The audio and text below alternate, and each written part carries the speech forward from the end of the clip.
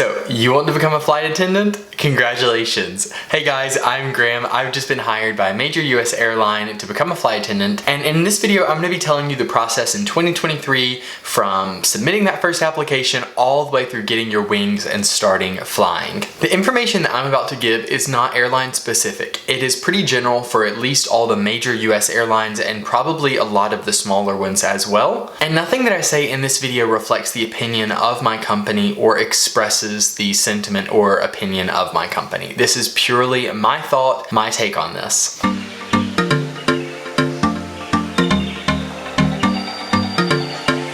So if you're watching this video, you're obviously looking into becoming a flight attendant. And guys, it is the perfect time to become a flight attendant. Airlines are hiring like crazy right now. Airlines are hiring left and right, absolutely everywhere.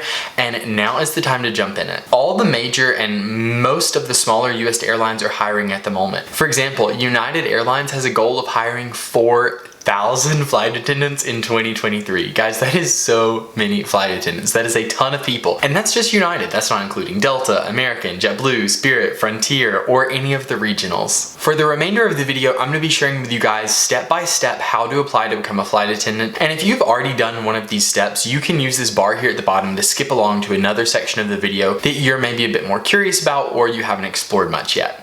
That being said, let's jump right into this video. Step 1 to applying to become a flight attendant is what I like to call your airline list. Essentially, your airline list is just going to be a way for you to keep up with your different applications and the different airlines that you're applying to. If you're only applying to one airline, then obviously this isn't such a big deal, but I personally applied to 4 different airlines. It was a little bit of a headache to keep up with each airline and where I was at in the process. So having a list and just writing out where you are in the process, your next steps, it is immensely helpful. And guys, I promise when you're getting applications in and you're getting stuff back, it can be a headache. So make sure you just have an organized list. If you're not really sure who's hiring at the moment, there's a couple of ways that you can figure that out. You can go on websites like Indeed or Glassdoor where they have their hiring publications, where they announce they're hiring. And you'll have a pretty concise list of who's all hiring. Last time I checked, I think it was American, Delta, United, all of their regionals, JetBlue, Breeze, Spirit was hiring, Frontier. I mean, I'm pretty sure every airline right now is hiring. So you have lots of options. Step 2, after you have pulled your airline list together, is to work on your resume and send in those applications. Before applying to become a flight attendant, I really did not have that great of a resume. I had never really needed a resume, but when you are sending in your flight attendant application, you need a fantastic resume, because when you send in this application, they're gonna open this resume, and this is going to be the thing that determines if you move on to the next stage or if they send you that infamous TBNT, thanks but no thanks email. Essentially, in your resume, you're just gonna wanna highlight the things that would make you a good flight attendant. So this could be any language skills you have, your education, any traveling experience you've had, customer service. Generally, just think of the things that a flight attendant needs to be, and that's really the sort of information you want to cover on your resume. I personally also listed some of my community involvements just to sort of show my values and what I'm interested in, and I also listed some other things like projects I'd worked on for fun in my own personal time. The resume doesn't have to follow a specific format. Really, it just needs to showcase who you are and what makes you special. I know American Airlines last year received some 90,000 applications to become a flight attendant. So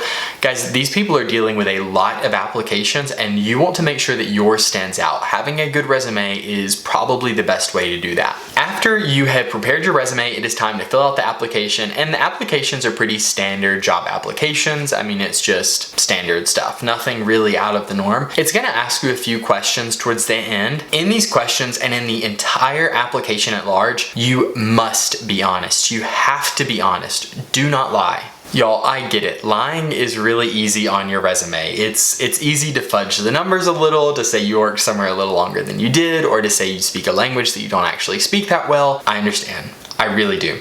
But this is not something that you want to lie on. For one, If you get hired by an airline, they will run a 10-year extensive work history check on you. If there's any discrepancy between what you have reported to be your work history and what they find, that is the fastest ticket to go back home. You cannot lie on these. They will find out. And they're not trying to be malicious here. They're trying to make sure that you're going to be a good fit for the company and that the company is going to be a good fit for you. They don't want you to get into the job and suddenly realize that, oh my gosh, you hate being a flight attendant, or you hate traveling all the time, or you really don't speak that language you said. They want to set you up for success, and the best way to do that is to be honest. Step 3 of the process, if you make it past the application, you are going to get an email inviting you to take some sort of assessment. Normally this assessment email comes pretty quickly after you submit your application. I think for all 4 of the airlines I took an assessment for all 4 I applied for, I received the invitation to take the assessment. And for all 4, it came within maybe a week or so of applying, so it happens pretty fast. But if you don't get it within a week,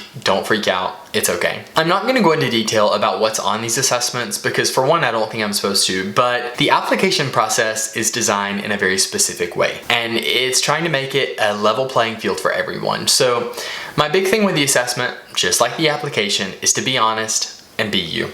If you do well in the assessment, it's because that's who you are. And if you don't, that's okay. Maybe try again later, or maybe look for different avenues. Step 4 of the process is a virtual interview. If you make it past the assessment, if they like what they see in the assessment, they're gonna send you an email asking you to take part in a virtual interview. For some airlines, this interview is gonna be a one-on-one virtual interview where it's just you and a recruiter. And for some, it's gonna be more of a group exercise where it might be, say, 20 or so applicants with a couple of recruiters. I'm not gonna go into too much detail on this because I made a whole nother video about it that I'm gonna put up here. You can go and watch that.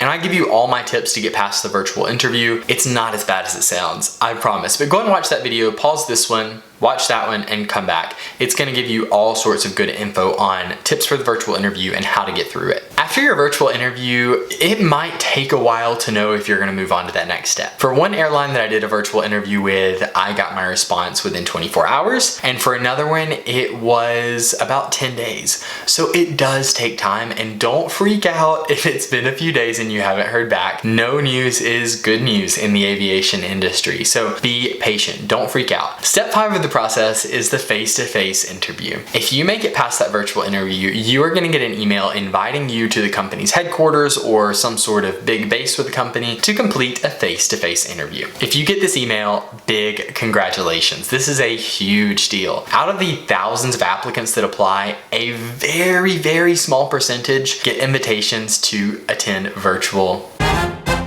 face-to-face interviews. I received invitations from 2 major US airlines to complete face-to-face interviews, and they offered to pay for the flight there and back. And then I also received an invitation from a smaller airline, and they did not offer to pay for the flight or the lodging. I'm gonna be making another video soon about face-to-face interview tips, but I'll just sum up a few really quickly. When you get that email inviting you to the face-to-face interview, one of my big suggestions is to do it as quickly as possible. It is so nerve-wracking to think, what could be in this interview? What are you missing? What are you gonna say? What could happen? Guys, avoid that, okay? As soon as you get that email, click it. If they offer to let you schedule it as early as possible. And if they schedule it for you, that's fine, roll with the punches. But they are probably gonna pay for your flight there and back, but they will not pay for any lodging. One of my big tips for this is come in the night before. If you have an interview, let's say on the 2nd of July, try to fly in the 1st of July. Having that extra night is gonna help you really sort of get your feet on the ground, be established, and also to look a lot better. For example, one of my interviews was at 10 a.m. If I was to fly out that day, I would have to take a 6 a.m. flight, which would get me there at like close to 8 local time. I would already be grungy, I would already be exhausted. I would have had to leave my house at like 3 o'clock in the morning or something, and then do a 4-hour interview. Okay, that's not it, guys. That's not what you want. So book a hotel for the night, splurge a little bit, I promise it's worth it. If you're not sure that you can really afford a hotel for the night, I saw a lot of people in different Facebook groups like ex-airline hopeful flight attendants. There's lots of groups like that, but I saw them offering to like split rooms with one another. That's a great option as well. But if you can, please fly out the night before. I highly suggest it. Normally, if you're doing well in the face-to-face interview, at the end, you will do a one-on-one interview with a recruiter. After this interview, they might take you back to the lobby and send you back home, or they might offer you a job offer on the spot, which is what happened with me with both the airlines that I interviewed with. Guys, getting that job offer on the spot, I mean, it is one of the most incredible feelings in the world because you've worked so hard to get here and then you finally have that job offer in your hands. It's phenomenal. So if you make it to that point, if you get the job offer, thank you guys for watching these videos and congratulate yourself. That's so awesome. After you receive your job offer, you're gonna fill out some paperwork and go back home where you are going to await your class date for training. All flight attendants have to go through training before they can actually earn their wings and start flying. The time span between my job offers and the training dates are in the vicinity of 2 months. So just keep that in mind as well, that you're probably not gonna start training the next week or the week after that. It's gonna be a little bit of a wait, but that's fine. We're patient, we'll be prepared, we'll wait. I have not gone to training yet. I'm still waiting to go to training. That is the next stage in my process, so I don't know much about it and I'm not gonna talk much about it. But after training, you get your wings pinned on you, you go to orientation at your base, and you start flying as a flight attendant, so congratulations. Guys, this is the beginning to end process to become a flight attendant in 2023. This information is relevant, yes, for 2023, but it's also gonna be relevant for the future as well. When the process changes, I will make an updated video, so if you're watching this in the future, when it's not 2023, and there's no updated video, know the process is still the same. Thank you so much for watching this video. I really, really appreciate it. I wish you guys the absolute best of luck in your journey and smooth skies. Muchas gracias y hasta luego. Ciao.